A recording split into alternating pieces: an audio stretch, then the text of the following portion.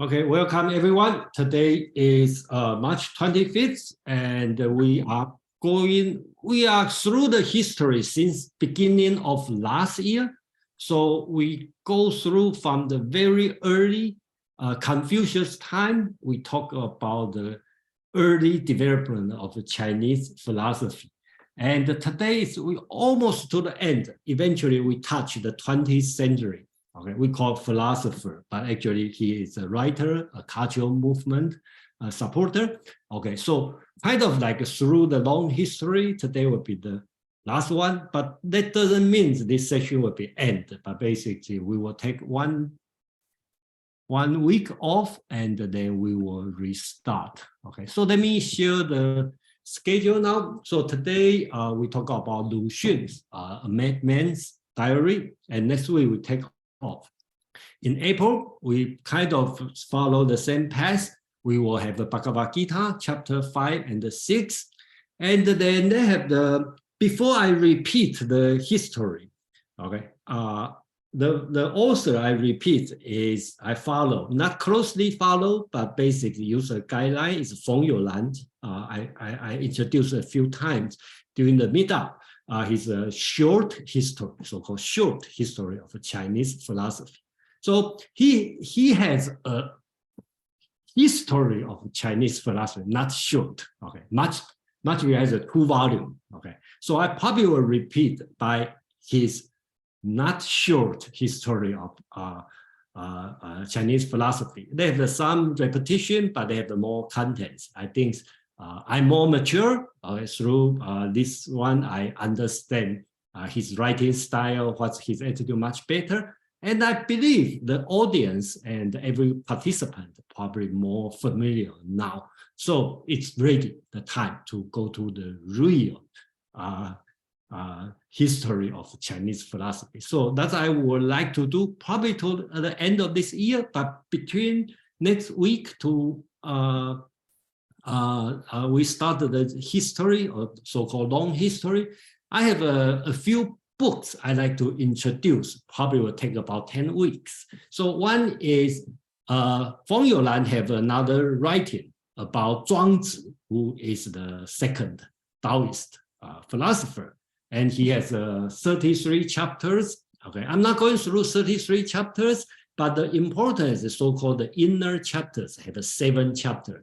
And the Feng Youlan has his own interpretation on these 7 chapters. So I will take 7 weeks to go through these 7 chapters. Okay, each week 1 chapter. Okay, so I think that's one thing I would like to do. And another thing about is the Chinese classic novels. So I find out a book from Professor Xia, who is the modern writer from China, but then moved to Taiwan, to Hong Kong.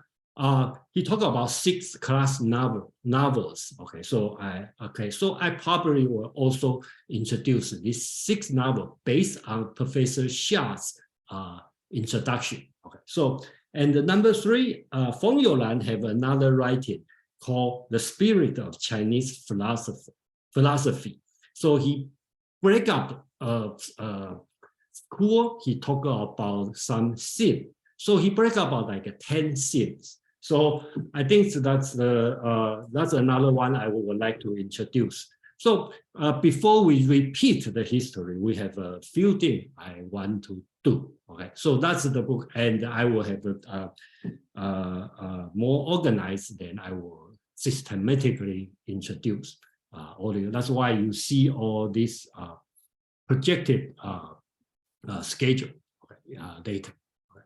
So let's go to today's subject.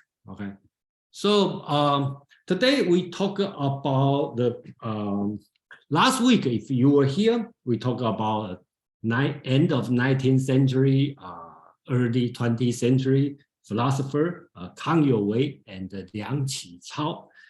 These 2 persons. Okay, remember all these persons are trained as Confucian scholar. Last week we talked about Kang Youwei and Liang Qichao. They are, in a way, they understand the Western technology, Western philosophy, Western thought are advanced. Chinese have to learn, but they still stand on the Confucianism. So basic, for example, like Kang Youwei, definitely think about Confucius is the great, still a sage. He is a prophet. He knows everything. So we just have to relearn, expand it. Okay. Even more radical people like Liang Qichao, his student, he still say, oh, both are side by side. They have some advantage in Western culture. They have some advantage Chinese culture. So both are important. So today we will see, Lu Xun is another person. He totally rejects Confucian philosophy. So I picked this one as so-called his first novel. This one is the first novel written, a Chinese novel written in vernacular Chinese. Okay, so historically important. And second, he rejects. This one is talking about Confucian society. If you read this one, I don't know how do you think this one, but his purpose is criticize Confucian society. So that's our today. I will let me see. Okay, I will do a few introduction. Okay, about the novel and the global situation, and I talk about Lu Xun, the person. And since last time that last week, people asked about cardinal virtues in Chinese. And I would like to have a few words about cardinal virtues. And I would like to, since this novel is very short, and some people even think it's not all the one or just summary. No, actually it's complete. It's very short. So we will probably close read this one, okay, and chapter by chapter is 13 chapters. So we will go through each chapter, and then we will know what Lu Xun means, okay, on every chapter. And finally, I would like to we can have some discussion on this one. And the whole theme is basically, that's my words. I will say Lu Xun is talking about Confucianism is cannibalism. Okay, so that's what he's talking about. It's savage cannibalism. So, and you can tell me how do you think? You agree, disagree, and if you agree, why Confucianism become cannibalism? So that's we would like to do. And then any question, comment before we start?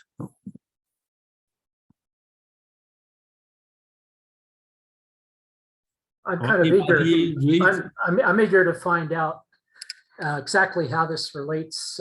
Cannibalism relates to Confucianism, and according to Lu Xun. Okay. And yeah, this got a very, very interesting topic. Thank you. Yeah, that's and then if you read the Gogol's and Lu Xun himself admit he write this one after he read Gogol's diary of a madman. Okay, and I believe he also read Gogol's the other one, the nose, about the nose, and which will be similar to Lu Xun's another novel called The True Story of RQ. Okay, so they all have their reason to write this novel. So before we read the novel, let me introduce the concept of the time during this time, the late 19th century, early 20th century, so-called the modernism movement. And I copied this one from Wikipedia. I think Wikipedia have a pretty good explanation on what is modernism. So it said the modernism is both philosophical and art movement that arose from the broad transformation of Western society during the late 19th century and the early 20th century. The movement reflected a desire for a creation of new form, okay, new form of art. So Picasso is one of the examples. Philosophy, social organization, and reflect the newly emerging industrial world, which I think the social structural change, including the features such as urbanization, architecture, blah, blah, blah, all everything. So basics, they are considered outdated, okay, for the old tradition. And specifically for the literary modernism, or you want to call it the modernist literature. Its origin at the same time and is characterized by the self-conscious break with traditional way. That's what Lu Xun is doing of writing. The writing style is different, the topic is different, everything is different. So basics is a conscious desire to overturn traditional modes of representation and express the new sensibilities of the time. So I put a few summary on this one. So basically I would say in general, it's anti-tradition and talking about more on the contemporary life, talking about usually there's no hero, okay, no God, and the protagonist usually it's ordinary powerless people, and it's a parody, and usually it's a comic parody, and they have the satire. So basics, that's I think that's something like this that would be fit to both Gogol and Lu Xun's style. Okay. But technically, Nikolai Gogol is not being considered as a modernist writer because of the time. But I think his style should fit in this one. But since this Gogol's writing is important for today's reading, so I would like to introduce him in case you don't know him. Okay. So Gogol was a Ukrainian-born Russian writer. Right? He wrote in Russian. Okay. So he had been considered Russian. His writing considered Russian literature, and he's the most critiques as the.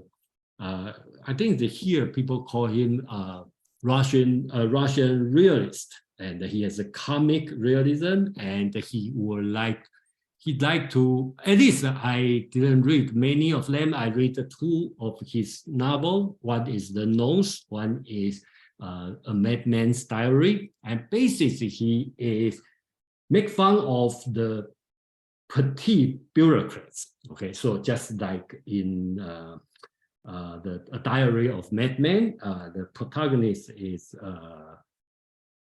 Paparichin. Okay, he is the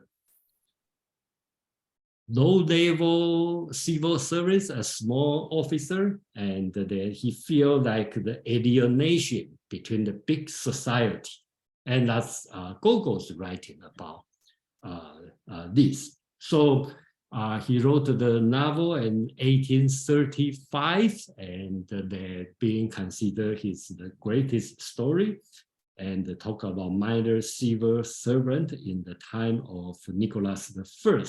Okay, so and important thing I feel is why Lu Xun learned from Gogol. Okay, I will talk about Lu Xun's story because Lu Xun went to Japan to study medicine.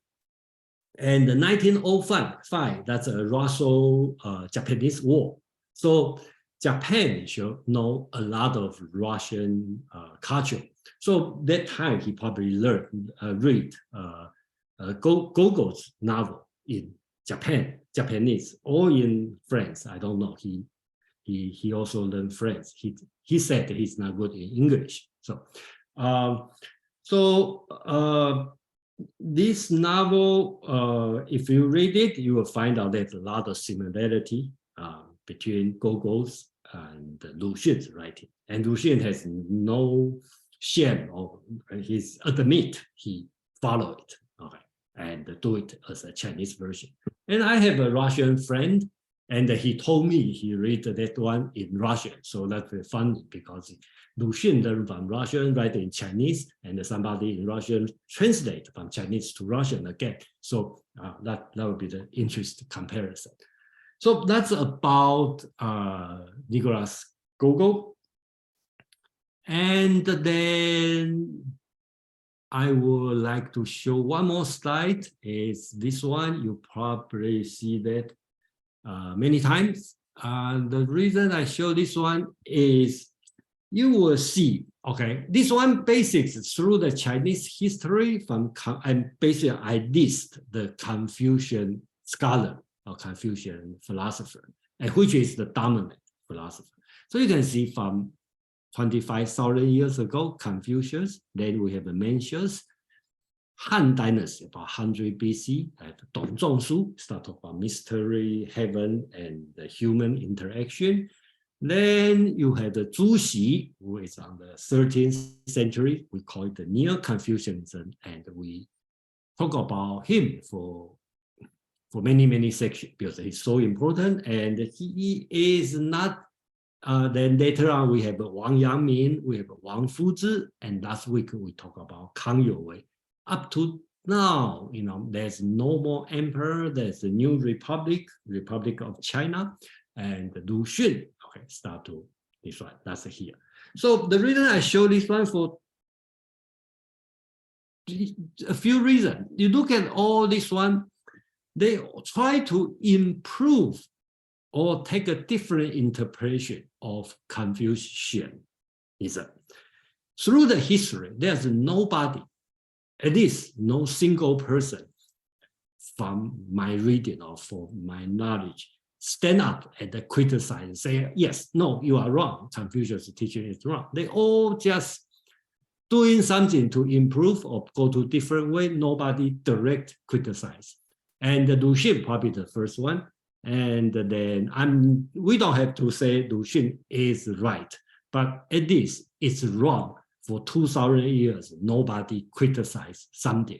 It's more like in Middle Age or in the scholastic writing, they all try to prove God existed. Nobody tried to prove there's no God. Okay. So I think that's what a similar way in this way. And another thing, you look at this chart, the first thing you see is you can say, wow, that's a great tradition. We have 2,500 years tradition, and that's great. But in another way, you can feel what kind of burden you carry. So the more you continue, the heavier of the burden you have. So I think that's the situation Lu Xun faced. So I will stop for a while here, okay, before I go to the next part. And if you have any question or any concern or anything you want to share.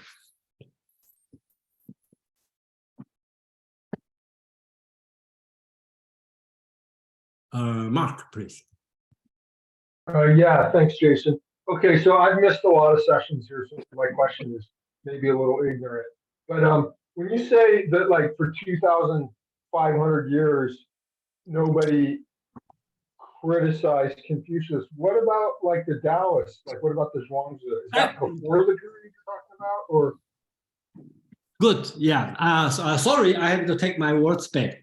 Okay, in Zhuangzi's writing, okay, early Zhuangzi's writing, okay, he make fun of Confucius. Okay, thank you, Mark, to remind me this. And then next month, okay, when we start to run Zhuangzi, yeah, they have a lot of funny thing. And Zhuangzi is very humorous, and he criticized Confucius. Yes, thank you, Mark. You are right. But after that time, okay, and nobody doing that. Even the Neo-Taoists, they try to prove Confucius is also the Taoist sage. And then Laozi, even the Taoist sage, he also same as Confucius. So that's a Neo-Taoism. So thank you, Mark. Yeah, I forget. Zhuangzi is the one who constantly make fun of Confucius. James, please. Yeah, that's okay. Thank you. So, like, about after what year would you say that Confucian was above criticism? Oh, I'm sorry. Mark, can you repeat your question? Yeah, after what year would you say Confucius became above criticism? Like roughly, like what? Oh, year, I think it's about 100 BC. Okay, that's the Han Dynasty. Thank you. Okay, during that time, because Dong Zhongshu started to make Confucius as the orthodoxy school. Okay, and since then nobody criticized. Oh, of course, in the Cultural Revolution, then China has no problem to criticize Confucius, and that's why. And I will talk about this one day a little bit later about the virtue. And Taiwan, Chiang Kai-shek got to go to different way. He has to promote Confucianism as much as he can. Yeah. I think James, you have a question, right? You have hands up before. Yeah, thank you. Yeah, I was just interested in how this. I'll be very interested in how this relates to the 1911 revolution. And I wasn't very completely aware of the 1911 revolution, and so I was just hoping that this will come up in the discussion, how this relates to Lu Xun's participation in the 1911 revolution and the power of that reconstitution of society vis-a-vis modernism. So thank you. Yeah, thank you, James. And I will talk a little bit, but not too much. I probably will put another section to talk about this revolution. Of course, I will focus more on the philosophy, cultural part, and then somebody builds and political is complicated, and I will try my best. Yeah, thank you, James. And Phil, please.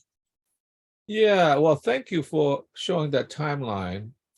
What occurs to me is that after 2,500 years of a tradition, it must have consolidated not only external power, but a kind of internal power, in a sense.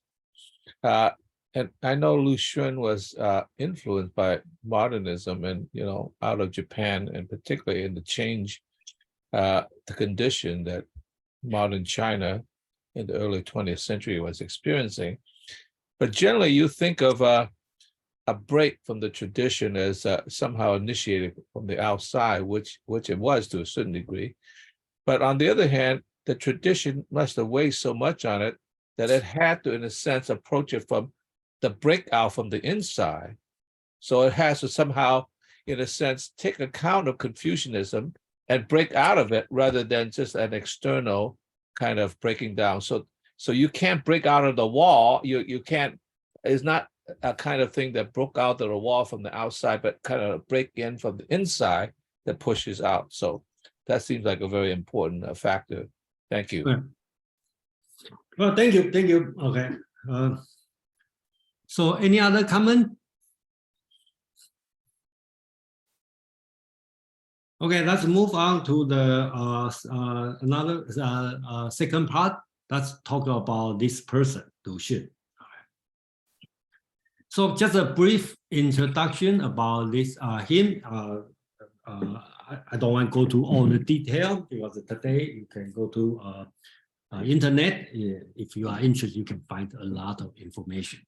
So I think I just want to point out some interesting, and again, during his time, just like James asked about the 1911 revolution. Okay, so happened during this time, right? So another historical, the war, the Bucks Rebellion, and the Opinion War, Sino-Japanese War, okay, Russo-Japanese War, World War I, and many things happened. So if you want to talk about history during this time, in his lifetime, probably more things happens than past 2,000 years. So so constantly we will mention it, but we cannot complete. Okay.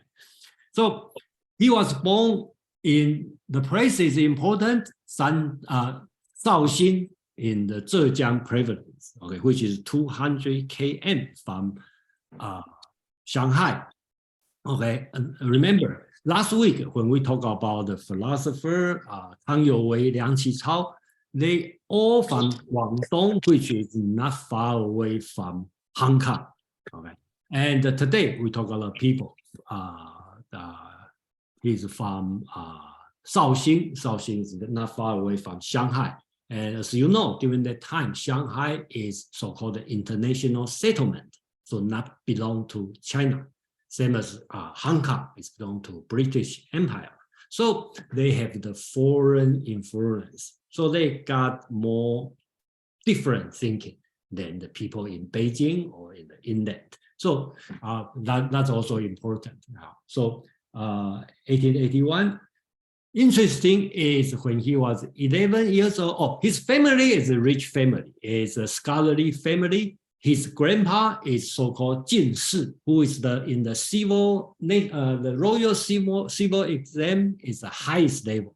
You have to go to for the Xiu Cai, that's in the local level. Then go to your province level, they call Juren. And the highest level is the national test. You got pass, you got the Jin Shi, and you will get a central government job. And of course, the high position job comes with a lot of money, fortune. So his family is rich because his grandpa is a Jin Shi. So, it's rich and high position. But look like his father, okay? Lu Xun's father is not a good student, probably cannot pass the imperial examination for many times. So his grandpa has to bribe the examiner, okay, to let his son, who is Lu Xun's father, pass. So you will know how serious of this kind of thing. Even you are in the high government officer, you cannot, they have no backdoor for your son to pass the exam. You have the backdoor to give your son position, but you don't have the backdoor to let your son pass the examination. So he has to bribe the examiner, but unfortunately got caught. So the sentence is death penalty. Okay. So by this, their family, I think the family keep bribing more. So Lu Xun's grandpa can survive, but they will use up their family fortune. So when Lu Xun was 20, again, during all this time, Lu Xun, of course, he was trained as a Chinese Confucian student in order to continue the imperial examination. So when he was 20, okay, the Qing dynasty decided to abolish the imperial examination, which has been run for 1,300 years. Okay, so what kind of situation? You try to bribe and being sentenced to death, and then turn out no more exam. Okay, so what kind of dramatic change during his time?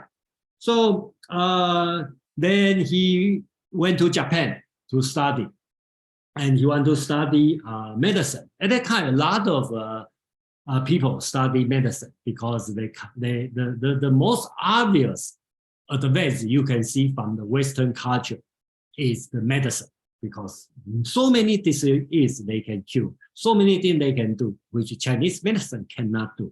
So almost, I would not say almost, a lot of people I know, the person in my age, their grandparents, okay, from China, when they go abroad to study, they study medicine, most of them.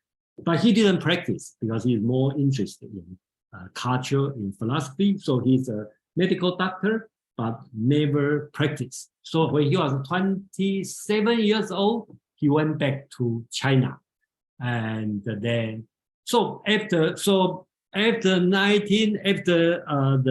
1911 revolution, so 1912 is application of the Qing Empire. So that's the first year of the Republic of China. And as most people may know, the government actually still survived officially in Taiwan. Okay, now that's another interesting part. Okay, we are not going to talk about this, but the Republic of China is Taiwan still keep this name, but that's a different story. But the Republic of China is a very weak government. Dr. Sun Yat-sen formed this government, and actually there's more war after this one. So important thing is the from I think from 1911 to 1920, that's the so-called the new cultural movement. Okay, so basics when Lu Xun was 33 years old, he and Chen Duxiu, Hsün, Lu Xun, and other scholars, they all have a foreign study, like Hsün, we talked about a few times. He was Jiang Dui's student and studied in, I think it's in Colombia, and he went back to China. So they all joined together, and they have the magazine called New Youth Magazine, and that's 10 years, so-called the cultural movement, the new cultural movement. And one thing important, all these people, not including Feng Youlan, the person I follow, because he also Jiang Dui is still student. I don't know he went back to China or not, but he's not in this movement because he is more traditional. He still considers himself as a Confucianism. So, and when he was 36 years old, Lu Xun wrote the first Chinese vernacular novel, okay, the Madman's Diary. Okay, so Phil, you have something to say?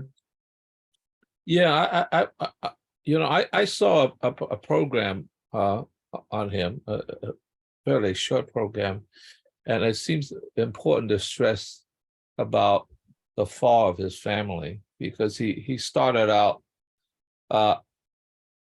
sort of at least in the lower upper class. So, and then it fell all the way to where he was really impoverished. I mean, his whole family broke up, and I think in that fall, he was able to experience the pathos of the dispossessed, and that was very, very important, because he now knows the contrast between the elite lifestyle and the pathos of the dispossessed.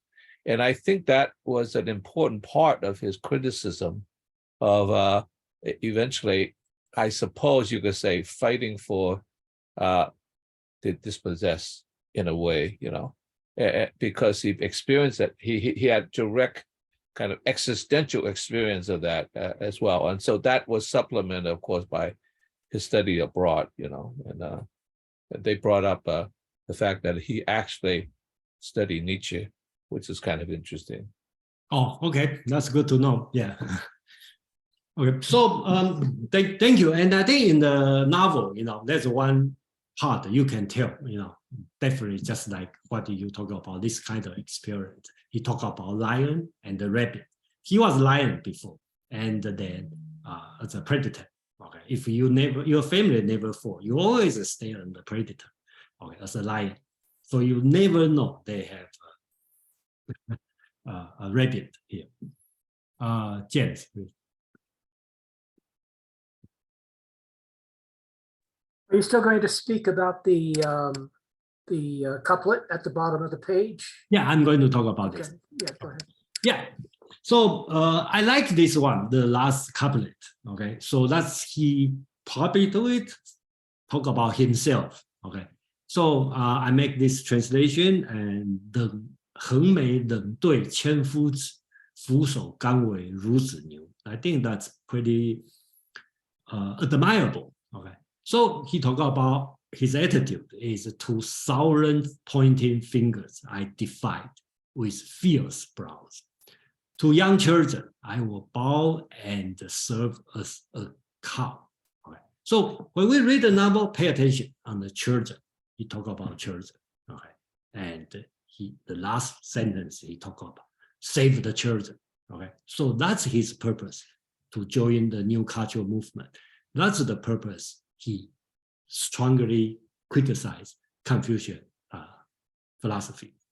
So I think that's thank you, James, to mention this. Cow is a symbol of nourishment of children. Yeah. So new cultural movement. Okay. So that's during after the actually it happened already before the 1911 revolution. Okay, they already have the new cultural movement. So in a way, you can say the new cultural movement helped 1911 revolution.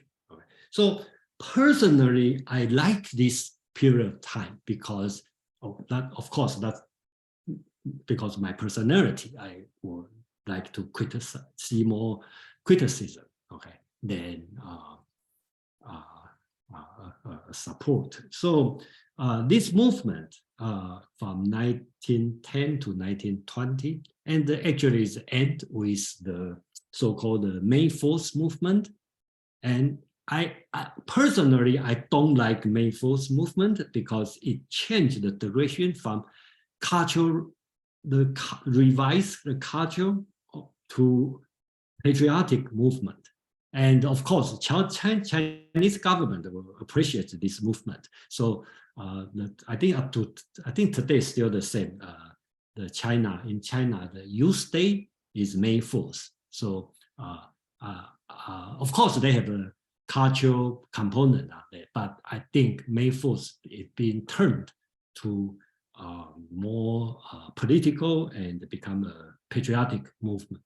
So I will talk about a new cultural movement and this one. And if you see this one on the picture, so-called 新青年, okay, and then he wrote he didn't write the new youth, he wrote in French.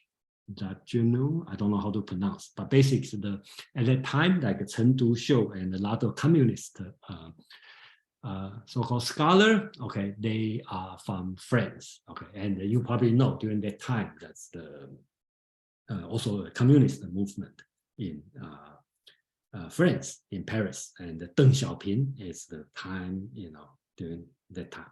So the new cultural movement, okay, so again, it's talking about progressive modern ideas and election, actually all this kind of concept. So at that time, they talk about two major things. One is democracy, or you want to talk about election, or sometimes it's really about the egalitarianism, right? Egalitarianism, right? Talk about equal, and then talk about progressiveness, right? So that's the idea they are talking about. And I like to summarize here. So important concept they want to do is, first, they want to promote, that's the start to do it, the vernacular literature, okay, which is the Lu Xun's writing. And that's the example of vernacular literature. I will have the next slide talk about vernacular. And then they want to end the patriarchal family and in favor of individual freedom and women's liberation, okay? And they view China as a nation among other nations, okay? Remember, if we read the ancient text, whenever they said under the heaven, okay, I all translate to the world. So during ancient time, I think up to this moment, okay, people still think China is the one, okay? So under the heaven, that's the world, that's China. So they want to tell people, they want to say, come on, recognize China just one of many, many, many nations. It's no uniqueness, okay? And then, so they want to re-examination of Confucian text, okay? So they want to start to criticize, be more critical on all ancient texts, okay? So another thing is democratic and egalitarian value. They start to bring up this one.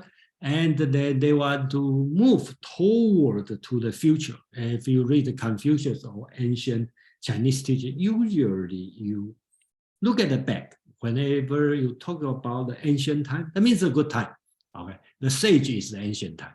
Okay, so that's the big problem. Okay, and Hsün also write a few things on that. So we will introduce when we have a chance. Phil, please. Yeah, I have a question about this, and it's kind of like maybe I don't think it's off topic, but it might be. Okay, I mean, I've always been kind of an admirer of Zhou Enlai because he seemed like the only sane one in the Communist Party, and I think that he made some effort to, in a sense, mediate between these groups, but he wasn't successful. And I wonder what degree that made him different. Was it because he was still a Confucian scholar, or was it because he went to France instead of Japan, and therefore was tied up with the communists? And because it seems to me things would have been very, very different if he had, in a sense, sided with, this other aspect rather than being a kind of a nationalist. Yeah, so, say something about that. It just seems interesting. Yeah, I know it's interesting, but I probably will put a stop here because it will become an endless discussion about Zhou Enlai. Then you will talk about Mao Zedong. Then you will talk about Chiang Kai-shek, and then we become an endless discussion on I know. Sorry. Your concern is very valid and it's very interesting. And when we have a drink, and we can talk about this for like 2 hours. So thank you, Phil, anyway. So here I make this one because from time to time I find out some people got confused about these terms about written Chinese. We all know the Chinese has a different dialect, but the different thing is so many people use Chinese character, 2 billion, okay, and the people around the world, in America, in Malaysia, Singapore, all over the place, they speak different and different, but the written form for 2,000 years are never changed. So you have a hard time to talk to people in people speak different dialect, but you have no problem when you put in the writing. So that's the part, and this one also, that's one, in one way it's an advantage. Okay, because people can communicate with writing, but that means the written format will be apart from your spoken format. You speak, you don't write what you speak. If you write what you speak, if you talk about different dialect, then there would be, difficult to understand. So for example, before, when I was young, Hong Kong is less Chinese culture. So they all, when they write Chinese, they write in their Cantonese dialect. So sometimes they have a hard time to read, their writing. Okay. So this kind of situation. So that's why we, at that time, they start to move. So we call it classical Chinese and vernacular Chinese. So vernacular Chinese is the way of writing. You write what you speak. All right. And the classical Chinese is different way of writing. So at that time, in 1920, during that time, Hsün is the most supporter to change the way of writing. And of course, there's a lot of objection on that. Remember last week when we talk about Yan Fu, he's a translator. He translates the J.S. Mill's and the Spencer's writing to Chinese, but he doesn't translate it to vernacular Chinese. He had to change to classical Chinese. Because if you write it in vernacular Chinese, people will say, that's not serious writing. You have to write it in classical Chinese. So when we read Dao De Jing, read Sun Tzu, the Art of War, when we read Confucius Analect, they all in classical Chinese. And from time to time, people confuse with, does Taiwan use classical China uses vernacular. No, that's a different thing. When we talk about simplified character and classical character, that's the one talking about. Because 1950, around 1950, Chinese try to simplify the writing because you can see the words are so difficult to write. So Chinese government have to simplify it. So personally, I like it because it's much easier to write when I write it. But up to this year, these few years, I don't use simplified Chinese anymore because I don't write. I use computer. When you type, and it doesn't matter it's simplified or not simplified. So in my opinion, the traditional Chinese character is easy to read, and the simplified Chinese character is easy to write. And since the writing is done by computer, so I don't see I have to use simplified Chinese anymore. So that's my point. So I give an example here. This one means international business news report, right? So you will see, compare the top one is the complex, and each word will be different. I think I would say 50% of word, okay, some are the same. So it becomes much easier to write. If you want to, you learn to write and learn the simplified, much easier because if you ask me to handwrite, I don't really have a hard time to write the traditional one. So by doing this, the vernacular language, vernacular Chinese and classical Chinese has nothing to do with simplified versus traditional, right?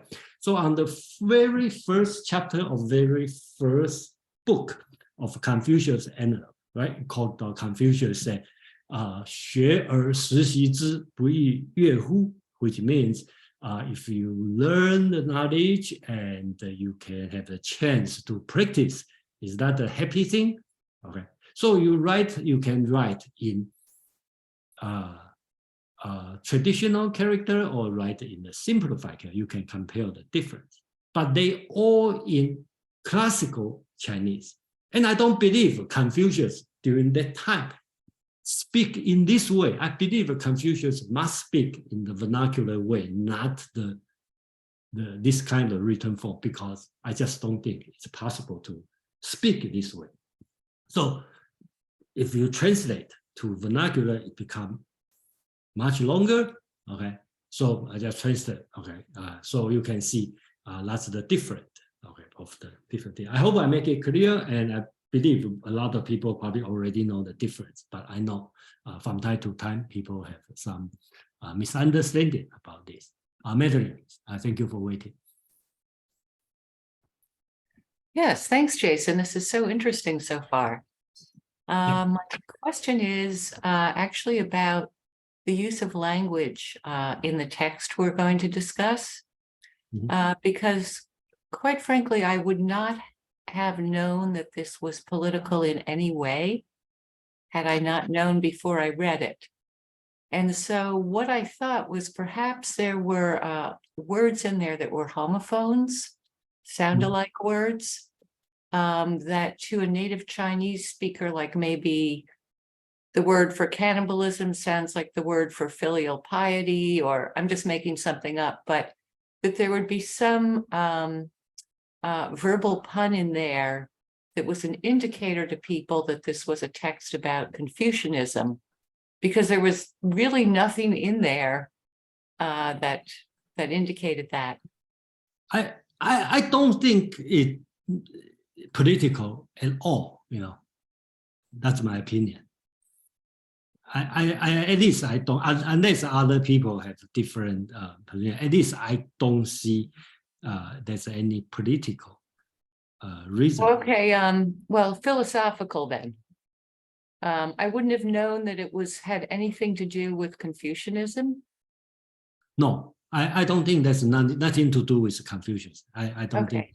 Okay, nothing with Confucianism. It's just, well, of course, when China make the simplified character, it's during the movement of anti-Confucianism movement, the Cultural Revolution. So they even make the second step to even more simplified. and even try to use the Roman alphabet to spell Chinese. Okay, that's how radical they try to do, but they fail because it's just difficult without, because the Chinese is still a visual. That's my theory, but I know not everybody agree. I think reading Chinese is difficult than reading English or any other Western language, because in English you read, right? You read, it's a sound, so you directly hear, so you know. But Chinese will be different. You see the character, that's a thing. Then you have to convert to sound and then do it. So basics, I have to use double the energy to read Chinese than read English. And right now my English get better and better. I start to realize probably that's true. So I find out I read English faster than reading Chinese, even that's my mother tongue. So I'm not sure, that's just my personal experience. So James, please. Yeah, I'm fascinated by the length of the text in the vernacular version of the Confucius quote. I take it that's what you said. The classical Chinese is the first one, and then the second one is the vernacular version. Yeah, vernacular version. This part is vernacular. Yeah, I was wondering if you could transliterate that carefully for us in English, so that we understood where this complexity, this visual complexity lies. Okay, so basics, I would say, okay, the vernacular Chinese is much closer to English. Okay, let's put it this way. So basics, I can easily translate this sentence because it said, after learning the knowledge, okay, and I have a chance to, in the right time, to practice my knowledge. Is that happy? Okay, yeah. But in classical Chinese, I think the problem is this. The problem is there is a few problems on the classical Chinese. First, the lack of the logical conjunction. So it have the because, therefore, but it's very rough. Okay, so you lack of this. Okay, if you lack of this, then that's when I do the translation, I face the hard time because I have to figure out what's the logical behind. All right. And second thing, Chinese is different because one character have different meaning. And of course, you will say English has the same way. When you say park, it could be the park in the outside. It could be parking your car. Yeah, but Chinese is more complex than that. And the Chinese never have the words never change, just like our spelling for different tense, okay, is different, and the word for verb, adjective or verb or noun, they are different. But Chinese never change. One word, it can be verb, it could be noun, it could be adjective. So it could be anything. So you have to guess. So the meaning is not clear. That's why the vernacular become more precise because you can use 2 or 3 words to describe the one word, so it become more accurate. And you can easily adopt the new concept because you have the new thing happen, they have a foreign thing coming, foreign concept. I want to form a new concept. They will be easier to do it. Okay. And another problem of classical Chinese is the entry barrier is very high. You have to read a lot of things. Then you start to understand how to read, how to write. So not everybody can do it. Okay, I think that's why the literacy rate is very low because it's hard. It's hard to read, okay, and hard to write. So you can keep the structure, the hierarchy there. I think some people will be happy to keep the one. So when Hsün, they have this vernacular language movement, a lot of objection on that. People say, come on, that's stupid. How can I use the same language as the beggar, okay, the toilet cleaner? no, we are scholars. So, with the labor worker, no, we don't speak the same language. And whatever I write, he can read. That's stupid, So people have this kind of concept here. So we will move on for Fred and Carly. Fred, please. Yeah, Jason, I know that it's difficult for for you as a host to see the comment section, but Yeah. Madeline clarified what I thought was her excellent question in the comments by pointing out that her question related to the text of the short story Diary of a Madman rather than the language itself. So that I think to rephrase the question, are we missing something in reading the translation that would be more apparent because, as you point in the Chinese, because as you point out, the Chinese characters can have multiple meanings, and perhaps we're missing some meaning in the translation because it's not immediately apparent to me and to others that the Diary of a Madman short story has any connotation of Confucianism or philosophy. Okay, so I don't see.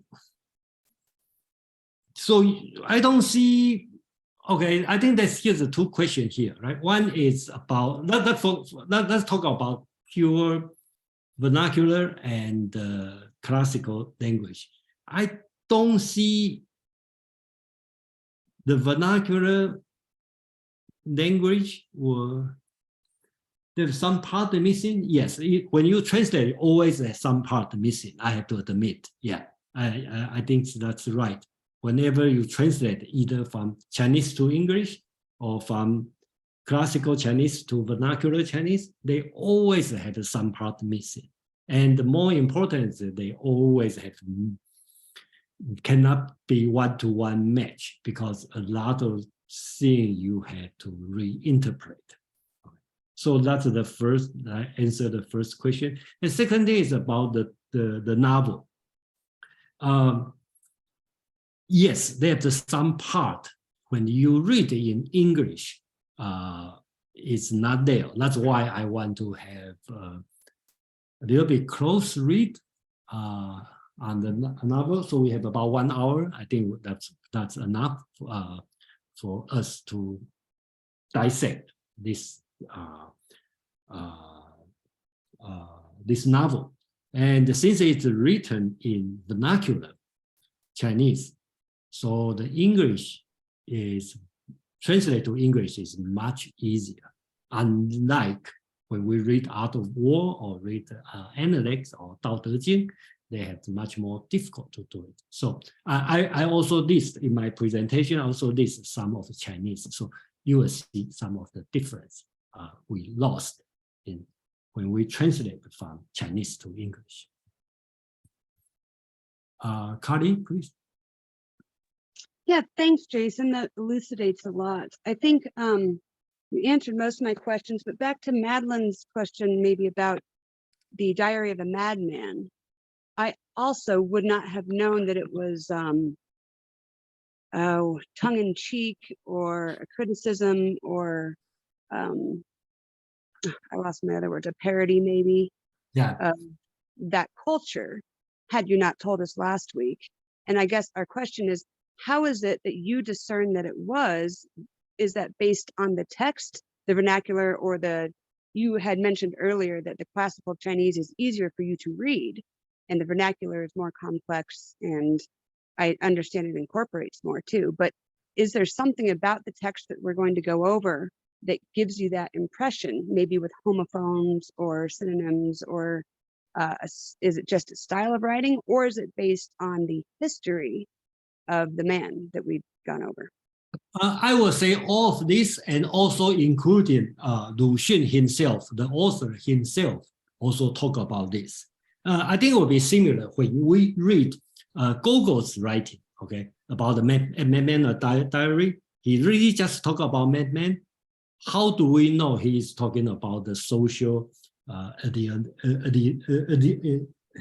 delineation? Okay, when you read Gogol's novel, The Nose, right? What he talking about? A nose become a person, and then even have a high ranking than the person than him. So why he talking about this, right? He talk about the society, the bureaucratic society.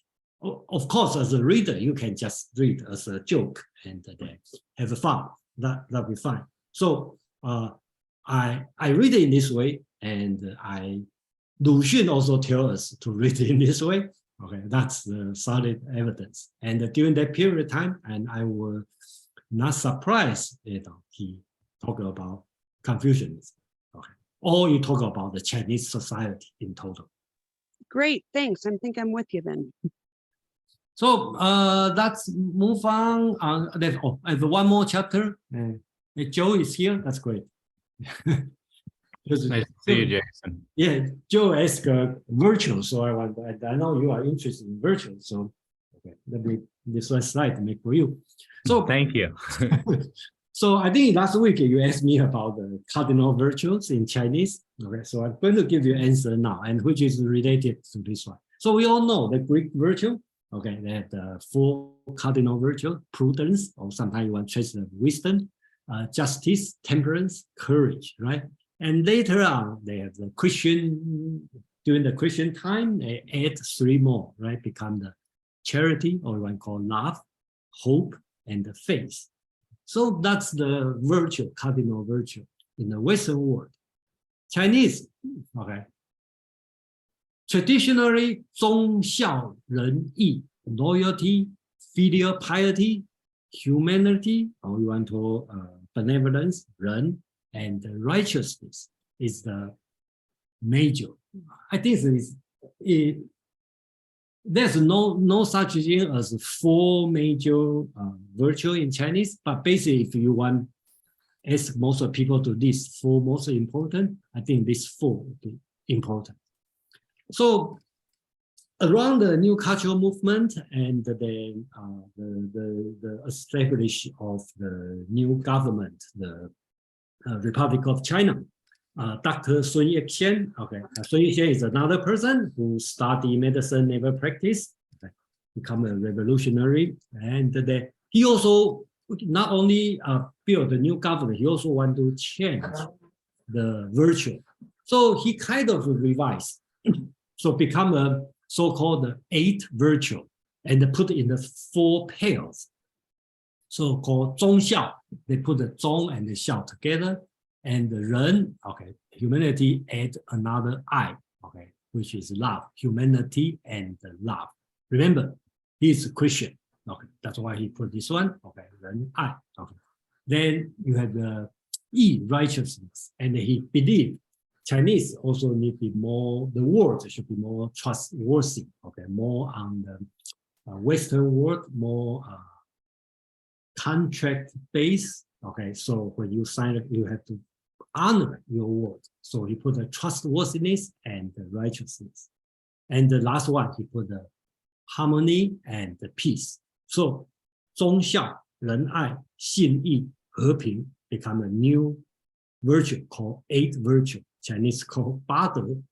The reason I'm talking about this, one is related to today's subject. Another one is in case you visit Taipei in Taiwan, okay, and you decide to drive, and then you use Google Map to guide you, okay, you are familiar with this word. I believe that's probably the only place in the world still use virtual as the name of road. So when you drive and using Google Map, it will tell you go north on the 八德 road, turn right on the 忠孝 road, okay, and then turn left on the 信义 road, okay. So they all this virtue, and I think that's a historical legend, historical leftover from Jiang Kai-shek, because he liked to educate Taiwanese people. So he put all these virtues in the major road in Taipei. So you still can see it, and but if you want to revise, what's all this virtue. And I put this one, but I'm not going to talk about this one today, and we will change it next time. That's a very famous about the, I think they kind of talking about 24 filial exemplars. Okay, they have the 24, and most of them, I would say, stupid nonsense, and then, but it's in the history. So we have the chance we can talk about this one. So before we read the novel, okay, they have a 13 chapter. Okay, so any question, comment? And if you have read, you have something, and it's anybody, and we can share at the end. Yeah. So ready? Let's go through the. Okay, Mark, please. Yeah, before we get away from the Diary of the Madman.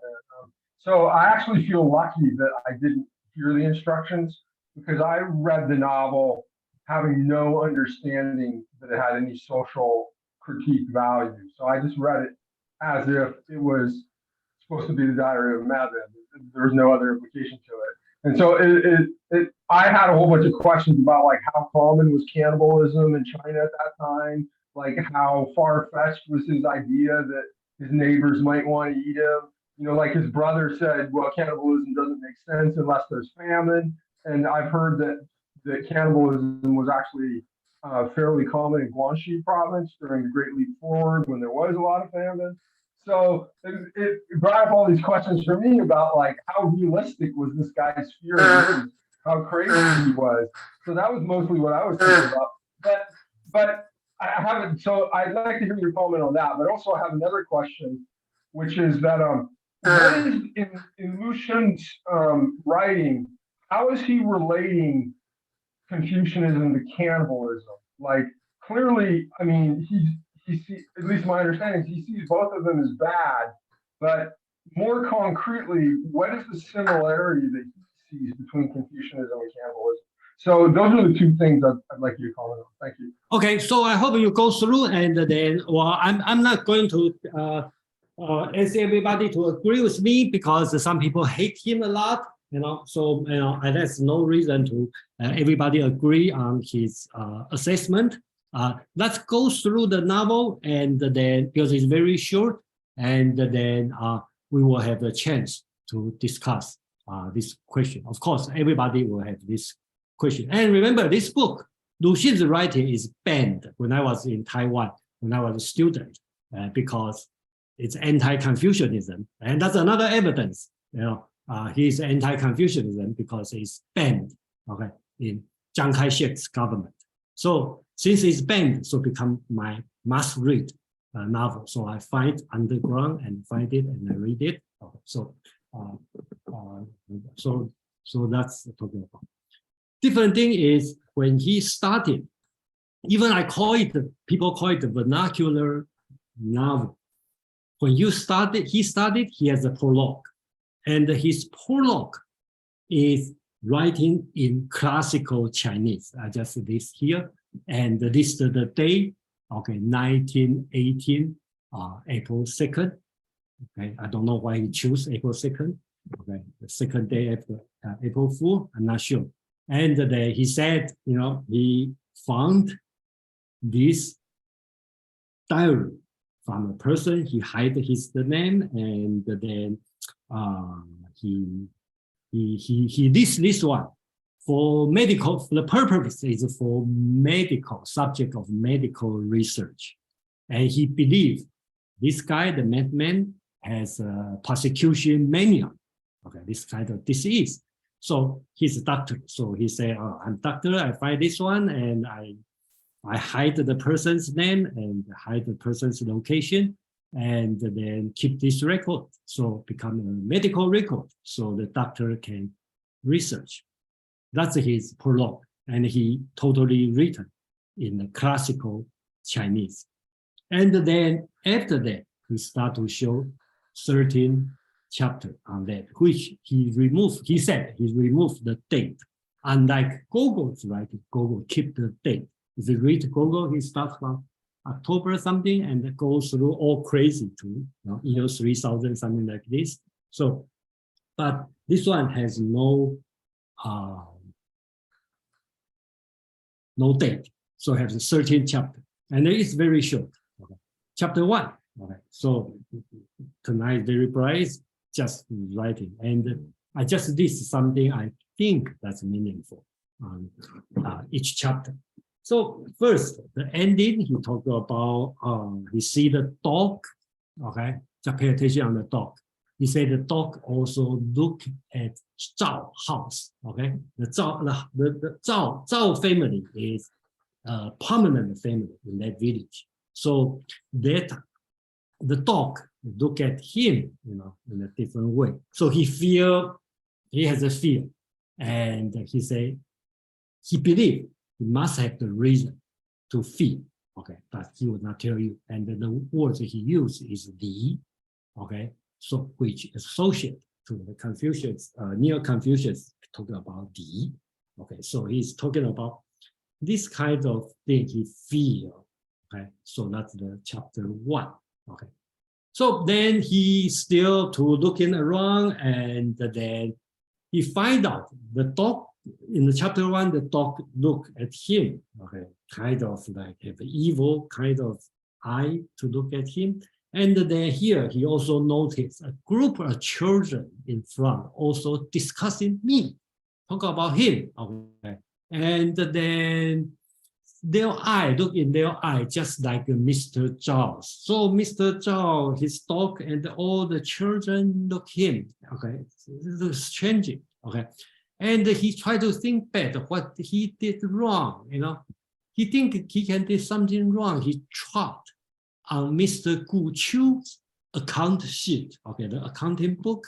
So Gu Jiu, okay, Gu Jiu means very old accounting book. So he is talking about he probably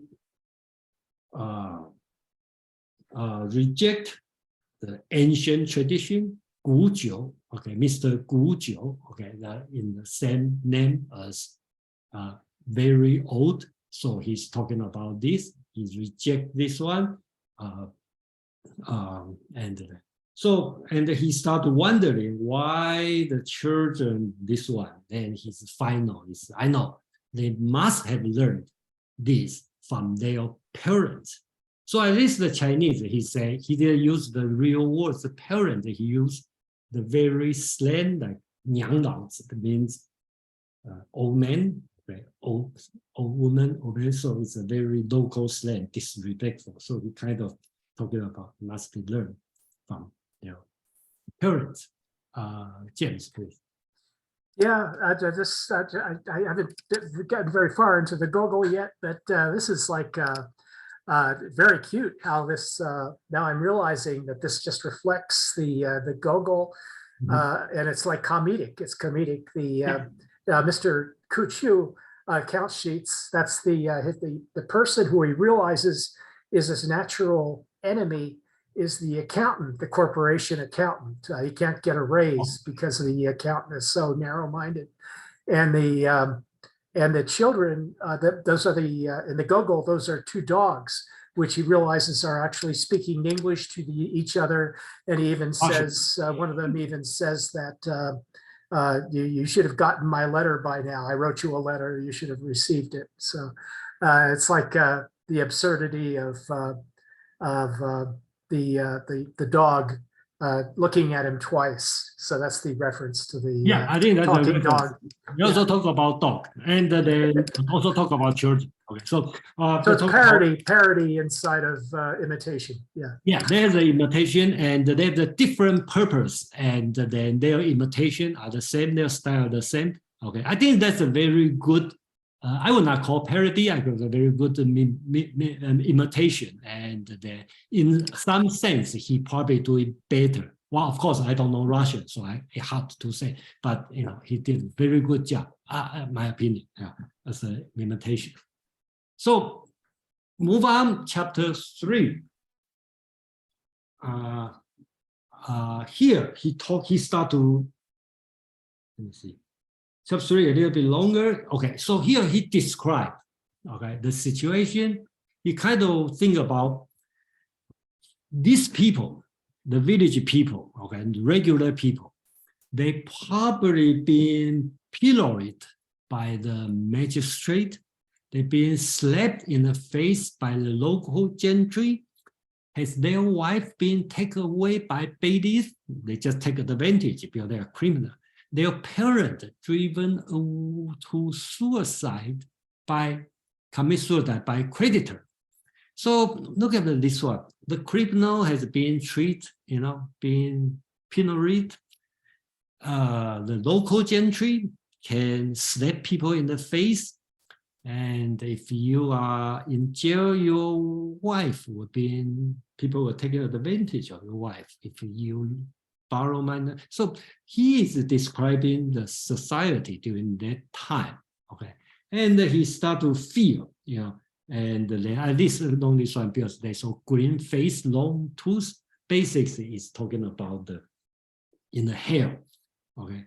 The monster is looking like this. And then he continued, he talked about, he start to wonder, they think, this kind of people, they eat human beings. Okay. So they must eat me, they may eat me. Okay. So that's why he start to feel, has a fear on that. So here he talked about, even I'm not a bad man, ever since I trod on Mr. Gu Qiu's account. So he believed he's not a bad people, okay? But, since after he trod Mr. Gu Qiu's account, and then he been treated in this way. And he started to think back when he has an elder brother taught him how to write composition. That's the training to pass the civil exam, the royal civil exam. So all about Confucius reading. So how can I possibly guess the secret thought, okay? Especially when they are ready to eat people. So he started thinking about these people is man-eater. And then he started to reflect what he learned in the Confucius teaching. The teaching is full of virtue and morality. If you read Analect, okay, I think I did the word count. There's only 10,000 characters. There's 100 words about Ren, okay, humanity. And if you count all the virtual words, it's full of virtual words. So between the words, he got scared. He find out between the words, it said, eat people. Okay. That's his theory. Okay. So he is a man. So he believed they, want to eat him. That's why he's scared. Then he moved on to chapter 4. Okay. Chapter 4, he started talking about the doctor, Mr. Ho, right? Okay. So He, okay. So his brother bring the doctor, okay, to Mr. Ho to examine him because he's sick. He's a neurosis, okay, the protagonist. So here, how he feel about this doctor. He talked about, all right, he talked to the doctor. Actually, I was quite well that, okay, well known, okay, that this old man was executioner in disguise. He simply used the pretext of feeling of my pulse to see how fat I was, because he started to believe, okay, he has a persecution mania, okay, so he started to feel, okay, as a madman, he started to feel this doctor actually is executioner in disguise, a doctor, and to check does he has enough meat. When you say how fat you can eat, usually like a pig, right? Get fatter, then you can eat. So just check. So here he is talking about the Confucian teacher. Okay, this teacher are not teaching you, not cure you, not help you. Basically, they are examine you. In the whole society, the teacher, instead of helping you, teach you, guide you, okay, the teacher basically exempt you. See, you're good or not good. That's his feeling. So he started to cry, like the eater of human flesh is my elder brother. He started to realize his brother also a man eater. So I'm the younger brother of an eater, a cannibals. And I myself eaten by others, but nonetheless, I'm the youngest brother of the of the cannibals. So basics, that's he is talking about. Then move on, chapter 5. Okay, he start to find the evidence from the history book. So he start to suspect Chinese culture could be the man-eating culture, could be the man cannibal culture. So he started to look at the book. So he mentioned a few people, because the doctor checked him, right? The Chinese doctor. And then another person called Lu Xun, right? Lu Xun, right? The Chinese herb. He has a book called the 本草纲目, right? That's the kind of the encyclopedia of all the Chinese herb. He's the person who compiled all this on the late 16th century, being considered as a predecessor of the Chinese doctor. In this book, he checked this book, okay, they also record the human flesh, okay, can be cure some disease, okay. So here I have to defend for Lu Xun a little bit, okay. I think that's what defense also criticized. I realized through the history, Chinese culture lack of something called verification. Usually people just take the account, and if it's old, people respect it. Hardly do I say, okay, let's check whether or not it's true or not true. I think that's the attitude for most of the Chinese during the history. So Lu Xun, he did a great job. He collected all the information about the herb and the kid, but he never verified, because probably the verification is not a concept. So here he keep the record, and not only one, there's many places talk about different part of human flesh can cure different part of it. So this madman, he look at the book and find out, wow, that's right. And then even the medical book talk about eating human.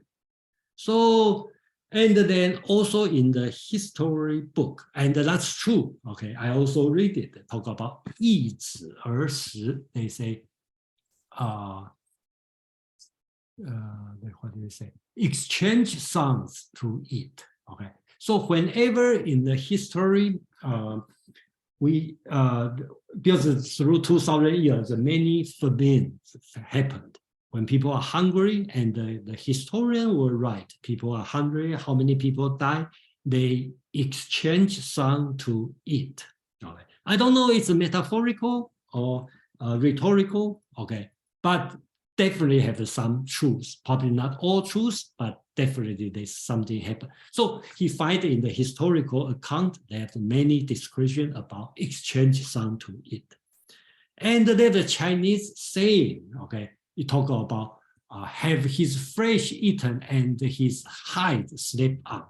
Okay, so this one definitely it's rhetorical.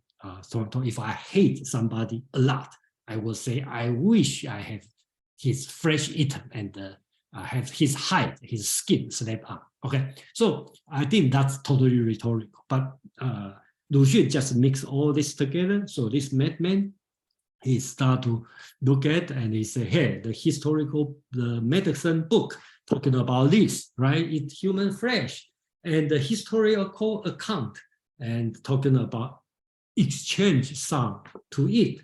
And then we have a common saying said like have his flesh eaten and his hide slept on. And compared to, and that explained, you know, it's not just my suspicion, because he read the ancient teaching between the morality and the virtue. It's between the word, they say eat people, eat people. So that's the evidence. That's he see so far. And then chapter 6 become very short, okay. And he talk, I think that's important. He talk about the fierceness of a lion, the timidity of a rabbit, the craftiness. I think the right word, 狡猾, I think should translate as slickness, okay, of a fox.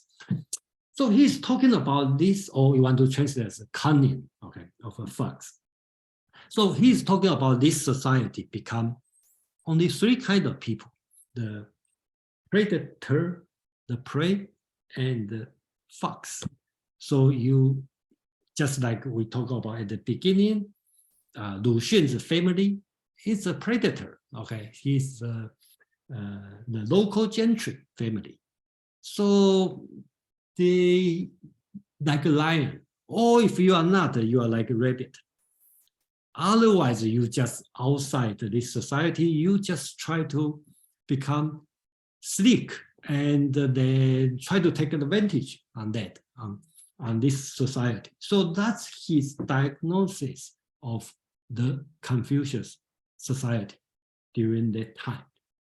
So when he moved on, he started to had some reflection on the cannibalism, right? So here he started to talk about he's knowledgeable. He's definitely not mad, right? He talked about how does, other than the historical account, how does man become man-eater?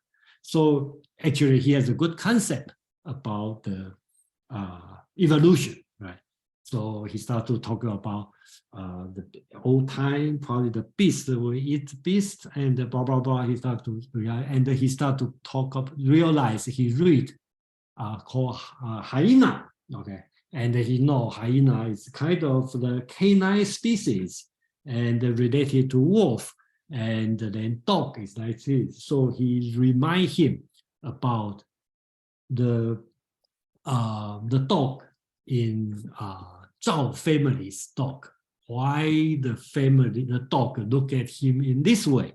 Because they related to hyena. In the foreign book, also talk about hyena, they eat the dead flesh. So that all explain the scientific evidence, okay? This guy, a man-eating. So he start to curse this kind of behavior, okay? His reflection. So in cursing man-eater, I should start with my brother, because his brother is a man-eater. And he tried to dissuade his brother, man-eater. I want to start from him. He has the idea, he want to change it. So chapter 8, he started talking about he tried to, so remember, he looked at the ancient account between the words, the virtue and the morality. He see it people. And in the historical account, they have the hard evidence. They say, exchange some to eat. The medical book talk about it's human flesh. Scientific evidence, the hyena eat that flesh. The dog are related. They all belong to the canine species. Okay, so they eat people. Okay, so he tried to find more evidence. That's check around. He's a very scientific person. He checked the history, check everything. Then he want to be more empirical. He want to ask person. He find a stranger. He just find a stranger. Say, hey, is that right to eat human being? Okay, and the answer is, well, there's no famine. Why you eat human being? Well, I think if you go outside to ask people, so is that right to eat human being? They say, no, are you crazy? No, people didn't say that. People say, oh, there's no. And then they start to talk about the weather. Oh, today is fine. So they try to avoid this kind of question. So okay, the reality is that people don't want to talk to the madman. So that's why. But he started to find that's the evidence, right? And then he started to realize, okay, this society really a man-eating society. So he opened his eye widely. He said he must have been taught how here he started to talk about the children. Okay, so they must be taught by their parent, and I'm afraid he has already taught his son this is why even the children look at me so fiercely on the second chapter. Even the children, okay, suppose should be naive, but even look at him fiercely because they have been taught by their parents. So he move on chapter 9. I think this one also important. He's talking about it's a conspiracy, okay? And then he talk about the relationship, father, son, husband, wife, brother, friends, teacher, student, sworn enemy, and even strangers have all joined in this conspiracy, discouraging and preventing each other from taking this step. What he's talking about, he is talking about any kind of relationship, even with your enemy. They even don't want cross over this line. Which line? Well, I will assume it's a Confucius teaching. If you pass this line, then you will be eaten. Okay. So that's his conclusion. He find out in this way. Then we move on in the 10, and then this one is much longer, but they start have a few conversation talking about. Okay, he also find the not only in the history, find more evidence. Okay, he talk about evolution, right? People from the primary people, they eat people flesh, blah blah blah. Then he talk about, he goes through the history. That's the nature evolution. He talk about, probably that's evolution, and to this moment, probably some people eat people, some people don't eat. But you should not eat. He still think this way, and he look at the Chinese history. He talk about Yi Ya. That's the true in history. Yi Ya is the person who boiled his son to feed his emperor. Okay, so he talk about, okay, that's the evidence through the history. To recent time, Xu Xilin, that's his contemporary around, I think 1900, 1910, he's a revolutionary and he failed and being caught by the government. And I think the soldier kill him, take out his heart and eat his heart. That's the recent, not when I say recent, that's Lu Xun's contemporary.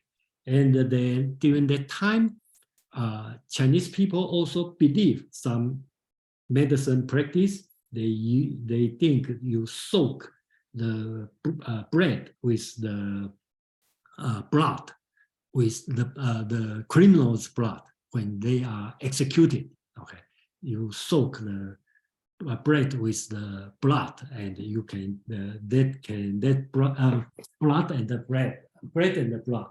Okay, and that's different kind of Eucharist. Okay, can cure the consumption. Okay. So that's all kind of evidence he has. So he start to think that's the terrible situation, and then he tried to convince his older brother, man eating is wrong, we should not eat man, this kind of thing. And then people got down, and his brother just wanted to push him back, knock him back to the room. So the interesting is his brother, there's people surrounding to look at him, to the his madman neurosis. So the brother say, what is the point of looking at a madman? I said, don't. So Chinese, they don't use madman as a 狂人. Okay, Lu Xun carefully choose the words.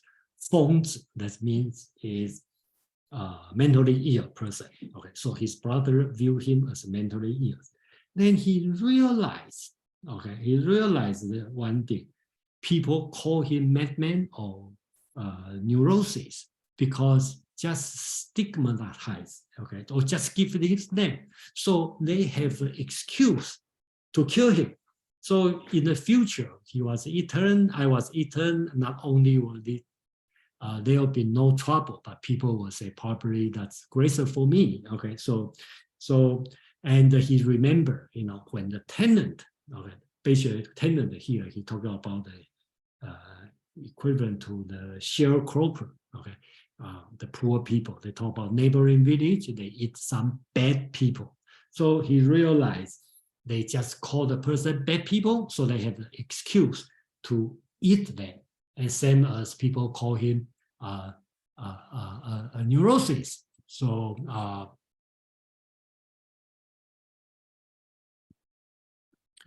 the neurosis, so they have a good excuse to kill him and eat him. So finally, he talked, you should change. He tried to convince, I think he tried to convince his brother, you should change at once, change from the bottom of your breast. You must know that in the future, there will be no place for man-eater. He tried very hard to convince his brother, okay? And then, so then he started to think about his family. His remind, when he think back, this person is very thorough, you put this way. He realized something, look around, check the history, check the scientific evidence, and do the empirical experiment, find a stranger to ask. And he realized, he think about the historical account in nature evolution, think about in Chinese history, and then he look at his family, okay? His brother is man-eater. He remembered his younger sister was died when she was 5 years old. So she started to suspect my sister was eaten by my brother, but I don't know whether my mother realized it. So the mother probably know, and then the mother has no way to reject it, has to do it. So here he could be talking about the foot biting practice for the young girl. Okay? And then he started to reflect. And then, so basically he's very logic. So if you eat one piece of human flesh, you can eat a whole, okay? And he also realized one thing, one practice. That's why this is the xiao, the filial piety practice. There's an ancient story called 割骨疗亲. Say that when your mother or your parents are sick, you should cut a piece of your meat to feed because it will cure them. So that's a saying, okay, about cut off your meat to feed your parent, is tell you how much, how important. So he finds this one, he said, that's terrible. That's the society is. So everybody is man-eater. So his conclusion is so he started to realize he probably part of them, because when his sister died, his brother eat, he also eat meat. So he probably also eat his sister's flesh unwittingly. And right now it's my turn being eaten. So he looked at the wrong, he said 4,000 years, his tradition of cannibalism, it's terrible. So conclusion, very short, okay. He said perhaps there are still children who have not eaten man. Save the children. So in Chinese, I think it's Chinese, probably some meaning lost in the English translation. Chinese is a 救救孩子. Okay, I think that's very heavy cry on that. It would be similar to the last word of Gogol's the Diary of Madman. I think finally he called, mother, mother, have pity on your child. He talked about himself. But here he said, save the children. It's also reflect on Lu Xun's couplet, right? He talked about he doesn't care. He's with angry look at the southern finger point to him. Okay, but he will do whatever he can do to save the children. That's about this novel. So I finished the story on this one. It's short, and then Please comment if you. It's controversial, but Madam, please.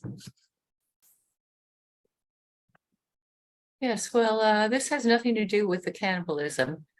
I think it was back on slide 10. Our protagonist was attempting to convince his older brother of something. Yeah. And that actually made me think of one of the Confucian virtues, which is that, or one of the things you're supposed to do, which is that if you see that your elder is doing something wrong, that's when it's all right to contradict them and try to convince them onto the right path. Yeah, thank you. Okay. Well, it's a very complex situation because when we talk about Confucius, it's many, many different kinds of Confucius. When we read Confucius Analog, okay, it is very different than what Zhu Xi talking about Confucius, okay. And if Zhu Xi will be focused a lot on the Li, which is not ritual, is the principle. So Zhu Xi famously talking about you need to preserve the principle, get rid of human desire. Okay, so and then this kind of logic being enforced by the government. And what Lu Xun is talking about is what he see the society during that time. Okay, after 2,000 years of practicing Confucianism. Okay, that's his observation. Okay, he didn't provide any solution on that. That's he reflect on what he seen on that. Very similar to Gogol's writing. He talked about the society, the alienation, okay, as a small civil servant, okay, and in the nose, I forget what's his job, but basically he working hard. He tried to get get close to the high society, but it's not there. So Lu Xun's writing reflects the time during that time, and that's what he see as a Confucianism, as being practiced in the society, become a cannibalism. Okay, and then personally, I can understand the situation. Okay, because if you reject Confucian teaching, you criticize the Confucian teaching, people look at you in a different way. And your family, your friend, your teacher, the whole society look at you in a different way, okay, because you are different. So I think that's the situation, And his famous word become the so-called 礼教吃人, okay, the richer eat people. Or Confucianism, eat people. Okay, so that's his theory when he living in this society. We have CK and Phil. Yes, in some ways, Lu Xun himself was very aristocratic or Confucian, because he studied, if I am not wrong, at the Jiangnan Naval Academy for a period of time. Yes. And he was sent to work in an engine room during his course of study, which he absolutely detested, because he considered it beneath a gentleman's duty to work in an engine room. Those were for the toiling masses and not for educated men like himself. It was a disgrace to his family, according to how he thought at the time. So he was behaving very much like an aristocrat and a Confucian, in spite of what he was writing about, criticizing the society at the time. But he himself was a product, maybe perhaps unconsciously, of that time and of the society. Even Lu Xun worked in universities as a lecturer and as a writer. And as far as I know, he didn't go to the masses to toil with them or to try to reform them. He was working in the kind of the stratosphere of intellectuals. So he got a very decent amount of pay from those jobs. You know, he didn't really have to work very hard. Sometimes he only worked 3-hour days a week. So that was a bit of a sinecure. So he was behaving very much like a Confucian scholar, in spite of what he was writing. I think that when you talk about the first part is before he went to Japan, right? And then when he in Japan, he come back, he start to write this one. So there should be different person, okay, I believe, okay. And about his well-paid something, I have no comment on that because I don't know about this part. But I just want to mention when he act as a Confucian scholar, and then that's the time before he went to Japan. That's a different situation. Phil, please. Yeah, I think we have to take account of the fact that he started out with a preface about the history of China, Confucianism, and then contrast that with the story. I think that contrast is it's showing the fact that he understood the tradition, but he understood also the moment that China is in, that he finally saw the destitution of the poor people. I remember when I was a student myself at Berkeley, I read a story by Lu Xun, not this one, but maybe you know the title. RQ? What? You talk about the RQ, the true story of RQ? No, I don't think it was that. It was about a story of a very poor man who lived in society and is that the call to arms? Well, he used to go to the bar. Let me tell you the story. He used to go to the bar, and then they would, because people were poor, the bartender, with the familiar people, he would write down what they owe on a blackboard. And then what happened was at some point he kind of disappeared for quite a long time, and so they wonder. And then finally, at the end, I thought this was a very important moment. The bartender finally erased his name from the board. I mean, it was like, in other words, it's not even that the guy didn't come back or maybe even die, but the fact that he now is erased from existence, even from the memory of what it was. That moment hit me very profoundly, that this guy somehow, because of the system, he not only never existed, his ledger is not even in heaven, so to speak. So that was that struck me very profoundly, because he was talking about the destitution of the people at that time. Yeah, I think he talked about the destitution. And the one thing probably not translated very well in this writing, this madman is not a poor person, okay? So please don't connect to the so-called snobbery society. No, I don't think he's talking about this kind of situation. If you look at this one, he keep talking about the tenant. So that means his family, this madman's family, is a gentry family, okay? So he has a landlord, he has a tenant to work for them. So he is not poor, okay? So let's put this way, okay? Yeah, but I also saw it as kind of like, how people in society, like, as Kant says, like, look at the world with rose-colored glasses, right? Mm-hmm. Yeah. Happy feelings. I think he was wearing like what I would call surrealist glasses. And in a sense, he saw the strangeness of the situation and he didn't know how to put it together, but he saw beneath that. In other words, it's more real than reality.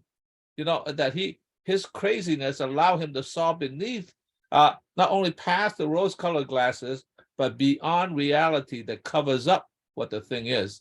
So it seems to me he was partially, he was telling a super reality. That's what surrealism means. Okay, thank you. But I really would like to know more what if you read, and I would like you to share what your opinion on this reading when you first read this one, because I don't want everything is driven by my own idea, my understanding. I assume a literature, a novel should have a multi-meaning on that, and then depend who you are. And that's why Lu Xun didn't write a philosophical essay on this. He write a novel. And that means we will have a different opinion and different reflection on this. Yeah. So Kevin, please. Yeah, thank you. Jason, quick question for you. I mean, I'm so proud of you, learn the Lu Xun, this character. I saw it's in Taiwan, the textbook, you learn how his article. Oh no, Taiwan is totally forbid to talk about Lu Xun, during my time. Yeah, because I have to give, yeah. Yeah, because Lu Xun has been highly praised by communist China. Okay. Yeah, Marxism. Yeah, and then of course because the Chinese hate him and Chiang Kai-shek, Mao Zedong like him, and Chiang Kai-shek must be hate him. So, so he totally banned this book. And since Chiang Kai-shek banned this book, then become my must-read book. So I find it from the underground and black market. Pay high price to get this one when I was young. I have to thank you very much, man. That's I give you 2 thumbs up, man. That's I would say this person, yeah. Other than ideology, he is in the when I was child, yeah. He got so many books from RQ, the true story of RQ, and Actually, also I would this say one. RQ is much better. Okay, because he's Yeah, much you should. Yeah. Yeah. For example, in Chinese, recently we lie down, right? 躺平, those culture in the Western Union, it's already exist. So what he described in even this article, you think about people eat people. It's a metaphorical way still exists. However, I'm going to use the main character. Original is from his auntie, the son. It's a very scholar, smart, educated, but get credit called Delu. English is called persecutory delusion. That's himself. That's why the main character, then they live with Lu Xun, this author. Then he bases that character, right? And another way is from audience, people, the traditional. So he like you see it, from the Li Sizhen, and we have a tradition, think something for us can cure other people's disease. I remember one is 冷血馒头, right? Kind of, anyway, it's for me, the third one from himself, basically anti-tradition. Yes, it's then plus his previous this article, he's just finished his education from Japan for the modern medicine. So he immediately got a shock. I can't imagine he come back from Japan. Okay, this tradition something is so doesn't make sense. People mind and practice is so ridiculous. And first, next, I want to introduce a little bit his life. I believe it's arranged marriage with another lady called Zhuan. Yeah. Then that lady leave his mom for whole life. For himself, eventually he finds true love, romantic from his Xu Guoping. So it's basically his experience one from the traditional to now new culture movement. Yeah, it's good. It's good, for our self pick up. For me, it's another way is we either Confucius too traditional, another way, here's too extreme. Where's the right way, balance? It's not, either way is not perfect, but either way have something to, for each individual, we can learn from it. Thank you. All right, thank you, Kevin. Madeline, please. Yes, thanks again, Jason. I've been enjoying everyone's comments as well. I'm thinking about this in terms of the larger cultural, let's say, metaphors or archetypes that were operating at that time. So, for example, in our current era, what I see is, I call it the archetype of the flood and of boundaries. So it might be a flood of information on the internet with an attempt to create boundaries about it. It might be what people see as floods of immigrants from one country to another with attempts to create boundaries.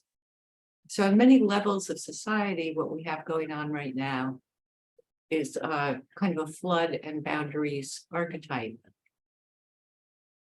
In this, what I'm seeing is, I'd say more of a larger metaphor of breaking taboos and getting contaminated. And you know, one of the most ancient human taboos, obviously, is cannibalism. But it also might be sort of the opening up of China and the consumption of other cultures, or possibly other cultures that are too close to you. It might be a criticism of that, but something to do with breaking a taboo, consuming what you shouldn't, and then contamination as a result. Contamination seems to be a big deal in this, along with, of course, getting the evil eye from the dogs in the dog-eat-dog world. Yeah, thank you, Madeline. And then, yeah, that's another way to look at it. And then I, just like Gogol's novel, it still makes sense, or Kafka's writing, it still makes sense. You know, we read today, just like Madeline said, today's internet, the culture, you know, bully, it also applicable, you know, applicable for today's and a different society. You know, really up to how you read this one. CK, please. I think Lu Xun's depiction of Confucianism as cannibalism in this Diary of a Madman is, or was meant to be shocking, was meant to be to shock and awe his readers into waking up to the fact that China was a degenerate society at the time.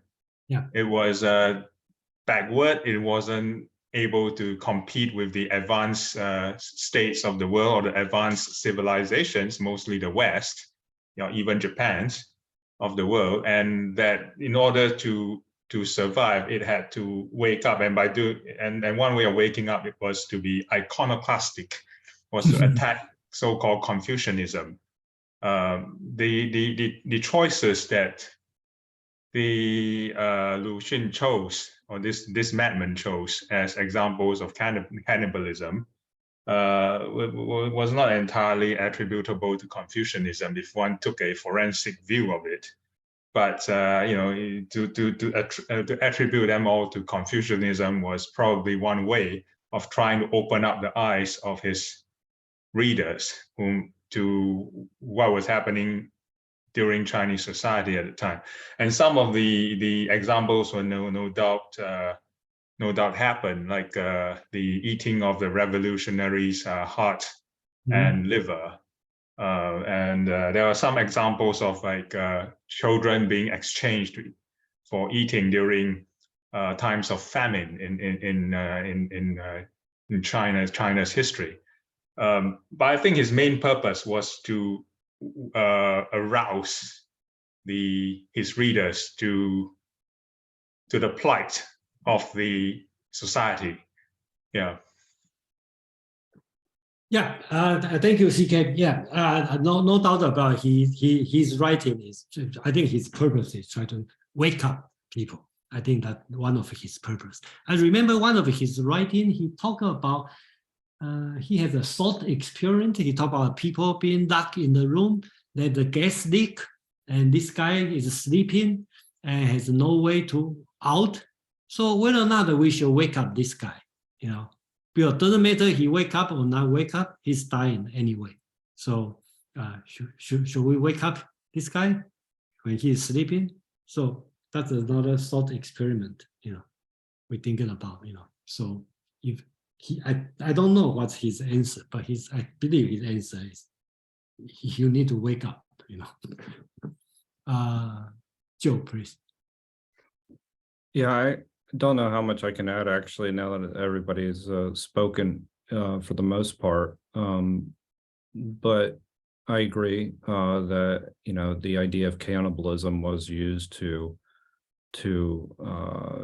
shock the people into understanding that they're maybe part of a system that is not making any kind of real progress.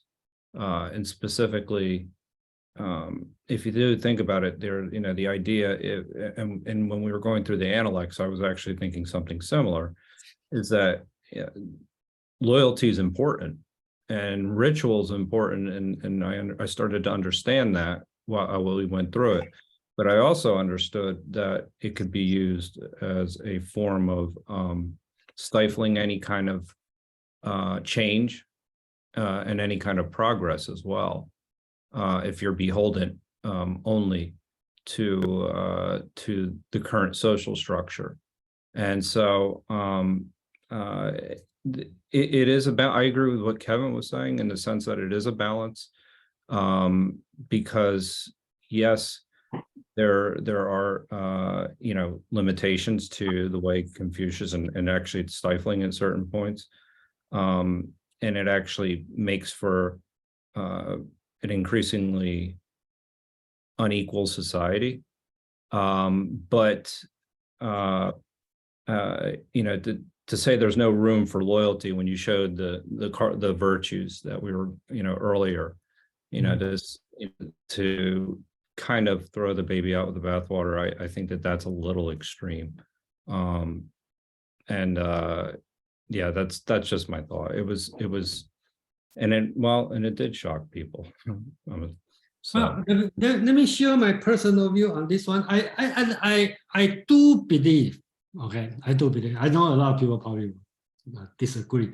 I do believe Confucianism is cannibalism, okay, in the sense, not in the book of Confucius analog, not in the book of Zhu Xi, even Zhu Xi's writing.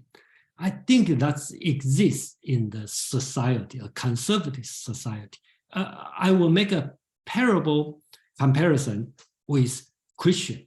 If we look at the Bible, that's fine. There's nothing wrong on that. Even all through the church writing, they all no problem. But if you take in the 15th century, okay, it's cannibalism. Christian is cannibalism because how many people die, being persecuted because of heresy, okay? And if the people, and the worst situation is if the society still think they are burning people based on justice, that's the problem. So not because of the philosophy. I even see Nietzsche's philosophy is great, and then I see even Marquis de Sade's writing is wonderful, but I'm not going to mimic them, but really depends on how you behave. So to me, I see Confucianism is cannibalism, not based on the book, the teaching, I based on what happened during that time. And does all Confucianism's fault? That's another issue. It could be probably Confucianism is not guilty about that, but the people practice it, do it the wrong way. So if a good comparison would be with the church. I appreciate that, because I think when it becomes dogmatic, Yeah, That's the problem. Yeah, exactly. any good teacher, and one example I make 1,000 times is about Chiang Kai-shek. Okay, he promoted two greatest culture, Confucianism and the Christian culture, but I don't see any good behavior he is doing. So, so this all depends on how you are going to behave. You know. We have a lot of hands up, and then let me extend that. Let's keep the conversation brief, because let's go for Brian. Okay, I have the person who haven't spoke to first, Brian and Olga and CK and Phil.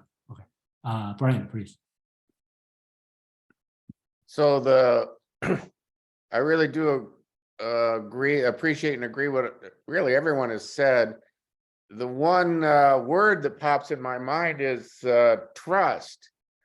And the thrust of this book might be for the reader is to undermine trust in traditional relationships. Because this person has, through his psychosis, has lost trust in all the traditional relationships. It's just each chapter's talking about one relationship after another. And I think I could see then why Mao might like this book, because that was his project, was to change the traditional relationships. And Mao and Chiang Kai-shek, I guess, would not like this book because he wants to preserve the trust in traditional relationships. That's all that struck me. Yeah, thank you. No. Olga, please. Hi. No, first I would like to say that in Bible we also have cannibalism. When David went to the wall, and the woman said, it was during this age, a woman said, yesterday we ate my son, but today this woman did not give her son to eat to us, but we agreed. So what to do? So it's even in Bible, but in all societies, in all traditional societies, was the sacrifice and everything. It's not just in China. But what I wanted to say, it's of course, it's like, I don't know, sarcastic. In like what in Russian, for example, call it black humor. And Gogol has this kind of humor in his writing. And and right now what we have this South Park show. Probably people watch sometimes on TV the show, that kind of humor that people eat. If we really follow Confucius, then philosophy, then we actually, it's really good, really good, know how to say, directions to how to eat each other. That's probably something like this. From my point of view, from my point of view, it's hilarious. But I'm not sure how it's from China point of view, Chinese point of view. Thanks. Yeah, thank you. You know, and then even in Bible, right? If you want to pick the cannibalism, you don't want to learn from the Abraham to sacrifice your son, to God. So it really depends on how you do it. And pretty soon, when I introduce the 6 Chinese classic novel, one is the Plum in the Golden Vase. That's totally pornography. Okay, what are we going to learn from the pornography? So it's not the author's fault. Basics, it really depends how you want to practice. Right? We have a CK Fear. Okay, Fred and Rob. Okay, then we have to close this one. And remember, next week I have no meeting, and we will go back and then on the 8th, okay, Bhagavad Gita, and then we will continue. And then we'll focus more on the 6th novel or 5 novel. Okay, because one I'm asking Pin to do it for me because he is much more familiar with that novel, the scholar Ru Lin Weiss. then we'll talk about more on 庄子 7 chapters, inner chapter. Okay. Phil, please. You know, I was struck by when you begin the meeting, you show a timeline. Okay. And in the timeline, the Qing dynasty actually lasted pretty long in relation to other dynasties. It's not the longest, but it's pretty long. Mm-hmm. And it's interesting that in that, when I looked at it very carefully, there was no major figures that in a sense emerged, which means that there was not enough input and criticism of the culture. So it was a decline. Certainly it was a decline. It became a decadent society. The other thing I want to mention is, taking that into view, is that in a sense, I never took the story to be literal. It was metaphorical. And the cannibalism there was the cannibalism of the spirit of mankind. Because if you don't have an input into it, you're not free. And particularly, and I criticize even Confucius to a degree, because even though the bad part appears in the manifestation of the ideas rather than the ideas themselves. However, when you have an ideology that in a sense, particularly with a consolidation that just didn't have new input, what happened is it becomes so easily manifested in the decadence that in a sense begin to strangle people's spirit. And that's the cannibalism, is the cannibalism of the human spirit that was manifested. And that's why people were destitute, because there was a lack of hope. There was a lack of, moving ahead and even sustaining oneself. So there was a dual kind of cannibalism of the spirit and the physical manifestation of that, in terms of not providing the kind of livelihood and existence that people had. So it was entirely a metaphorical thing that you have to see beneath the thing. And obviously, what lies behind that is the decadence does actually lead to the decline of the system itself. Yeah, thank you, Phil. Yeah. CK, please. The way I see it, one of the ways I see this story is that it is one of the starting points for the attack on Chinese culture throughout Chinese communities, particularly in mainland China. Mm-hmm.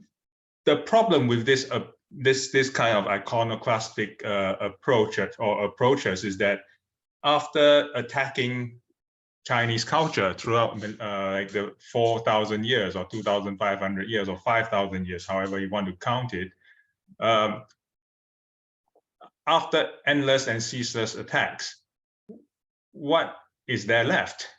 It is easy to destroy, but very difficult to put back and reconstruct what keeps a culture or civilization together.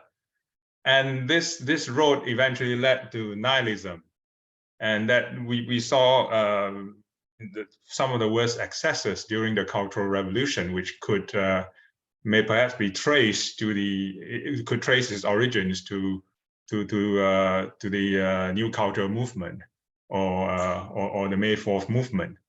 I'm not saying it is a direct result, but it is a possible offspring. It is an offspring of that kind of movement. So what I'm saying is, once you start relentlessly attacking your own culture and we're not putting back, and I mean, it's a necessary process to prevent the ossification of a civilization, to open it up.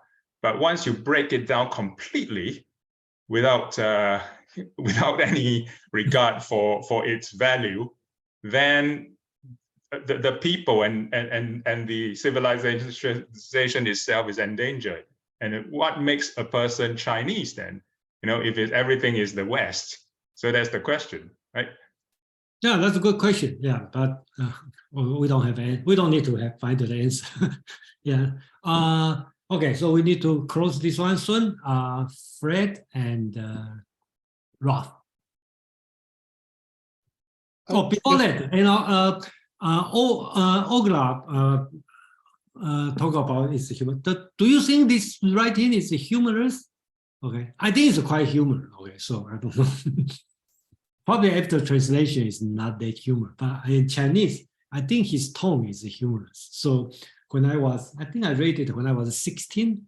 I think it's fun to read it, and I didn't get the deep information. I just see all society is a Confucian society, so it talked to my heart during that time, and so that's my idea.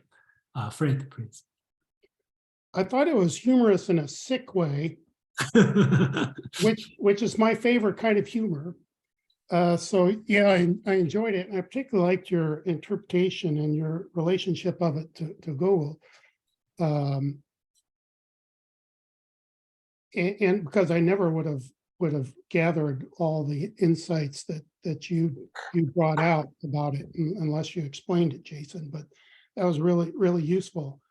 And also the interesting is the criticism or acceptance of that satire. It seems to me that in general, the lesson of satire is that if your authoritarian regime, which extols the virtue of satire against the prior regime, be careful, because sooner or later that satire will be directed against you. And that's certainly true with Google, as I recall his relationship with the Soviets. And that initially they took it as a satire of the Tsarist regime, but pretty quickly it was banned and suppressed. But then in 1945, or at least as I recall, sometime shortly around the end of World War II, then all of a sudden they flipped 180 degrees, and Gogol was extolled as this great writer because there was a wave of nationalism. But then with the Stalinist trials, Gogol was suppressed again, and then he was extolled again. And I gathered from what you and others have said is that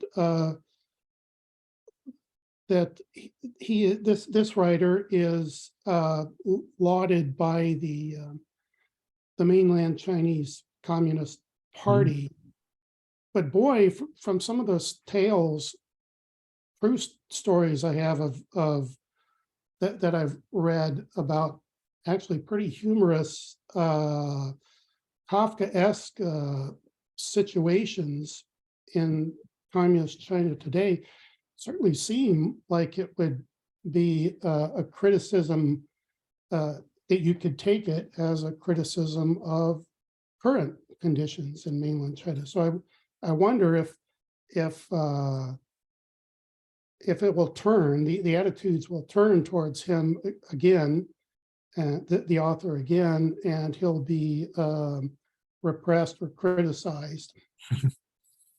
Yeah, I think so. My opinion would be that just leave the novel as a novel, and everyone, have your own interpretation, and just enjoy it. That's all. And I specifically like the Gogol's nose. Okay, I think that one is wonderful, wonderful story, and I recommend the kids to read it. And I think it's old people still can read it, and they have a different idea on that. Ralph, you have the closing statement, please. Okay, thanks. Yeah, I'd like to just draw a bit of a parallel. I think a common feature of this work, along with American works and European works of the earliest 20th century, this being an era of democracy and hence of the common man. That the characters in this work are all totally ordinary. There's no hierarchy. There's no, as I say, it's against there seems to be no aspect of the Confucianist social structure. Parents, children, older brothers, younger brothers, there's no particular hierarchy. These are simply ordinary people. So this was the age of democracy, when the idealistic political or let's call it humanism concept where everybody was equal and there was no hierarchy. It reminds me a bit of a work of around the same period, Bertolt Brecht's Man ist Man.